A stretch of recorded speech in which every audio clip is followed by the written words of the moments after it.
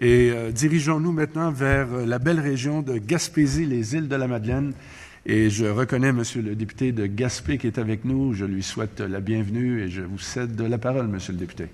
Merci beaucoup, Monsieur le Président. Je tiens à saluer Madame la ministre, mes collègues, ainsi que les membres de la Commission. Écoutez, ça me fait extrêmement plaisir d'être ici aujourd'hui pour un dossier, un sujet extrêmement important. Je me souviens, en 2011, j'étais dans un autre siège, à un autre niveau, dans la région. J'avais également participé aux consultations qui nous ont permis d'arriver à la carte actuelle de délimitation électorale. Malheureusement, à l'époque, la Gaspésie et le comté de Gaspé principalement avaient été largement modifiés dans ces mesures, dans ces délimitations. Puis finalement, on avait ajouté une MRC complète là, au territoire de Gaspé, du comté de Gaspé. Puis ce que je tiens à vous dire aujourd'hui, c'est que la densité de la population, oui, n'est pas grande en Gaspésie, mais l'étendue du territoire est énorme et ça fait en sorte que l'accessibilité, tant pour le député à ses citoyens que pour les citoyens à leurs députés, n'est quand même pas chose facile. Pour vous donner un exemple qui image ça, moi je parle d'un territoire, dans le cas du comté de Gaspé, de 350 km linéaires. Et si j'ajoute la route 198 qui traverse la Gaspésie, qui fait partie également en bonne partie de mon comté, un 150 km de plus pour le secteur de Murdochville. Donc, c'est tout près de 500 km là, de territoire à parcourir pour desservir les citoyens et citoyennes de ma circonscription. Donc, moi, je salue votre ouverture et, je dirais, la démonstration de connaissance, des principes de la ruralité, des régions, puis de l'occupation du territoire. L'occupation du territoire est un terme qu'on utilise beaucoup dans les dernières années, mais qui malheureusement souvent est très galvaudé.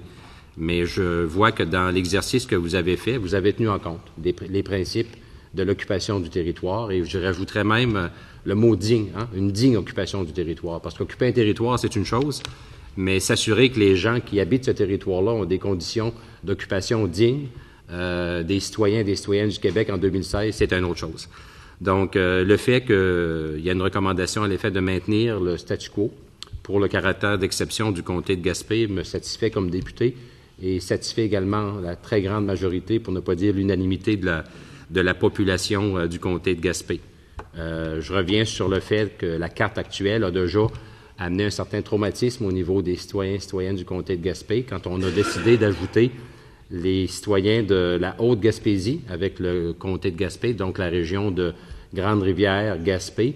Ça a été un choc parce que ce sont deux communautés relativement divisées au plan géographique, mais après quelques années, on apprend à travailler ensemble, on apprend à mieux se connaître, puis le choc s'estompe, mais il ne faudrait surtout pas agrandir le comté ou aggraver la situation. J'ai lu dans le document, puis j'avais lu à l'époque aussi au début des années 2000, toute la question du principe de représentation effective qui est extrêmement important. Vous savez, quand on joue avec les délimitations d'un comté, on joue également avec la population, avec les hommes et les femmes qui occupent ce territoire-là. Et il est sage de considérer des éléments autres que tout simplement des considérations, je dirais, basé sur un chiffre, sur une donnée. On sait que la moyenne des comtés au Québec est autour de 48 000 électeurs et électrices. La loi permet un différentiel de plus ou moins 25 %. Donc, ça nous donne des comtés entre 36 et 60 000, grosso modo, de population. Ça, c'est une logique mathématique, mais au-delà de cette logique mathématique-là, c'est clair qu'il faut considérer aussi, comme vous le mentionnez dans votre documentation, dans vos recommandations, l'aspect démographique, le sentiment d'appartenance, les communautés naturelles. Ce sont l'accessibilité aux députés, les particularités du territoire. Puis ça m'apparaît intelligent comme démarche. Et c'est une démarche qui devrait être aussi imitée par beaucoup d'autres organisations au sein de l'appareil politique gouvernemental. Je pense que ça aiderait beaucoup à la situation des régions. Donc, oui, je suis comme député en faveur de la recommandation pour ce qui touche le comté de Gaspé, mais j'aimerais amener aussi une certaine mise en garde. Dans les dernières décennies, dans les dernières années, on a assisté malheureusement à ce que j'appelle, moi, la fracturation politique et la fracturation sociale à la limite. Ce sont des constats que j'arrive en regardant souvent la façon qu'on gère le Québec. Et vous savez, au début des années 2000, il y a un rapport du Conseil des affaires sociales qui s'appelait Deux Québec dans un, qui a été écrit notamment par Yvon Leclerc, une personnalité que je suis certain que plusieurs d'entre vous connaissent. Mais je dirais qu'aujourd'hui, dans la situation où on se retrouve au Québec, on peut se demander si on n'a pas trois Québec dans un. Et tout ça, cette situation-là est souvent occasionnée par la façon qu'on gère le territoire. Et il faut faire attention parce que les régions ont besoin d'être considérées en fonction de leurs particularités. Et le fait de baser les territoires, les comtés, strictement sur une logique de chiffres comptables, c'est sûr que ça amènerait les régions dans une situation, les comtés dans une situation qui serait extrêmement dommageable. Donc, attention à cette tendance-là où on ne tient pas assez en compte les éléments autres que les logiques mathématiques pures ou absolues. Donc, toute la question de la représentation effective est extrêmement importante. Vous avez bien expliqué les composantes de ça et il m'apparaît extrêmement important que votre travail continue de se baser dans le respect de ces critères-là. C'est important aussi que la carte électorale du Québec ne devienne pas un objet de politique partisane.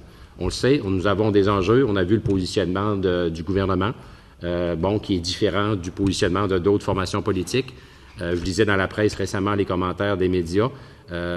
On travaille chacun pour notre coin de pays. On a des valeurs, on a des gens représentés comme parlementaires, mais il est important qu'il y ait une instance au-dessus de la politique partisane, qui est en l'occurrence votre organisation, qui s'assure de faire un travail de façon objective et pour le bien de l'ensemble de la population, notamment de la population qui réside dans nos régions, qui ont grandement besoin de sentir qu'il y a une équité au niveau de l'ensemble des décisions gouvernementales. Vous savez, je terminerai ma présentation en vous disant, en 2011, ça a été un choc, vraiment, la délimitation de la carte électorale en Gaspésie. Et chez nous, ce qui se dit souvent dans la population, vous savez, notamment, un des résultats de la carte qui est applicable présentement, donc la carte de 2011, c'est qu'on a donné 4 comtés supplémentaires à la région de Montréal, qui est une belle région avec beaucoup de défis, puis qui a ses besoins, j'en conviens. Mais on a enlevé 4 comtés dans les régions. Je défie n'importe qui ici dans cette salle l'après-midi de se rendre au centre-ville de Montréal puis de demander à la population, aux électeurs et électrices, quelle est la principale distinction de la carte de 2011 et la carte antérieure. Autrement dit, est-ce qu'il y a eu des changements? Je ne suis pas sûr qu'il y a beaucoup d'électeurs et d'électrices qui remarqueraient cette différence-là, qui ont gagné 4 comtés. Mais rendez-vous en Gaspésie, dans le comté de Matane, Bonaventure, Gaspé et dans d'autres régions où on a perdu un comté et où mon comté a été agrandi de tout près de 150 km, ce qui fait que mes électeurs et électrices de la Haute-Gaspésie, je dois faire 6 heures de route pour les voir et vice-versa. Eux, ils vont vous dire, oui, la carte de 2011, voici les différences et voici l'impact dans notre quotidien, les impacts que nous devons vivre là-dessus. Puis ça, je dis ça en tout respect pour les gens de la communauté métropolitaine qui ont des grands défis à relever, des belles particularités. Je suis fier de ma métropole, mais aussi il faut tenir compte de la réalité des régions. Merci, M. le Président. Merci à vous, Monsieur le député de Gaspé, pour ces commentaires, de partager avec nous vos réflexions. Des commentaires... On vous remercie des commentaires que vous avez formulés. En fait, vous illustrez bien le défi qui nous est imposé avec ce que vous venez de dire dans vos derniers commentaires, Monsieur le député.